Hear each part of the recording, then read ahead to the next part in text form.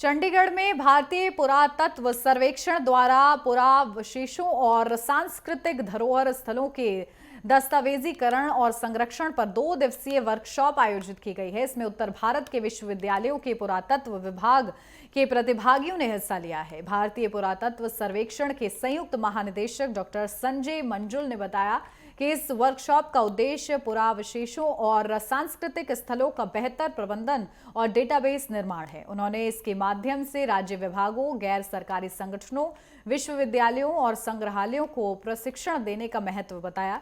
यह वर्कशॉप पिछले 3 वर्षों से आयोजित की जा रही है। हम सब जानते हैं कि हमारा देश जो है पूरे देश में आर्कियोलॉजिकल हेरिटेज जो है वो बहुत ज़्यादा है। चाहे वो बिल्ट हेरिटेज हो, बिल्ट हेरिटेज का अर्थ है कि जो जैसे टेम्पल है, फोर्ट्स हैं, मॉस्क है, चर्चेज़ हैं और बहुत सारे ऐसे हिस्टोरिकल स्ट्रक्चर्स हैं जिसका हमारे इतिहास की एक कड़ी है। और उसको जब तक हम डॉक्यूमेंट नहीं करेंगे, उसको जब तक हम प्रिजर्व नहीं करेंगे, तब तक हम उसके बारे में ज़्यादा नहीं जान पाएंगे। दूसरा पक्ष है एंटिक्विटीज़ का। हम सब जानते हैं कि भारत एक ऐसा देश है जहां आप जहां भी देखें वहां अनेक एंटिक्विटीज़ आपको मिलेंगी।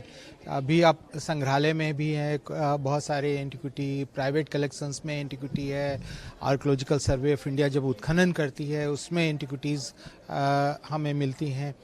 तो वो सिर्फ देश में जो एंटिक्विटी है वो सिर्फ कला का एक नमूना नहीं है, बल्कि हमारे सेंटिमेंट का, हमारे इतिहास का, हमारे कल्चर का एक बहुत बड़ा जो है रिपोजिटरी है और उसको दर्शाता है। एक्चुअली क्या है, संस्कृति को लेके लोगों की जागरूकता कम है, ये तो बात सही ही है। संस्कृति हम लोग जानते हैं, धरोहर हमारी पूर्वजों का है, सब कुछ है, लोग जानते हैं, लोग मानते भी हैं, लेकिन उसका चिन्ह क्या है, कहाँ पे मिलता है, कैसे मिलता है, किस तरीके से उसका संरक्षण किया जा सकता है, इसके बारे में लोगों की जानकारी ज़्यादा नहीं है। इसीलिए जो है ये एनएमएमए की वर्कशॉप अरेंज किया गया है। एक्चुअली ये है नेशनल डेटाबेस। एक संग्रहालय में ये सारे जो एंटिक्विटीज़ है और अथवा हम लोग सिर्फ एंटिक्विटीज़ का डॉक्यूमेंट नहीं करते हैं, हम लोग मोन्यूमेंट्स और साइट्स का भी डॉक्यूमेंट करते हैं। वो तो एक संग्रहालय में आएगा ही नहीं, ये पूरे देश में भरपूर फैला हुआ है।